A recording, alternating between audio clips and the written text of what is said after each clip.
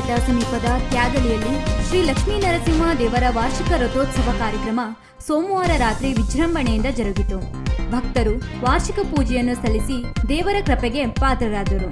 ಸಂಜೆ ಹಂಗಾರಖಂಡ, ತ್ಯಾಗಲಿ, ನಾಣಿಕಟ್ಟ ಪ್ರಾಥಮಿಕ ಹಾಗೂ ಅಂಗನವಾಡಿ ವಿದ್ಯಾರ್ಥಿಗಳಿಂದ ವಿವಿಧ ಸಾಂಸ್ಕೃತಿಕ ಹಾಗೂ ಮನರಂಜನಾ ಕಾರ್ಯಕ್ರಮ ನಡೆಯಿತು. ತ್ಯಾಗಲಿ ಪ್ರಾಥಮಿಕ ಶಾಲಾ ವಿದ್ಯಾರ್ಥಿಗಳ ಡೊಳ್ಳು ಕುಣಿತ ನೆರೆದ ಪ್ರೇಕ್ಷಕರನ್ನು ಮನರಂಜಿಸಿತು. ನಂತರ ಪ್ರಸಿದ್ಧ ಕಲಾವಿದರಿಂದ ಯಕ್ಷಗಾನ ಪ್ರದರ್ಶನಗೊಂಡಿತು.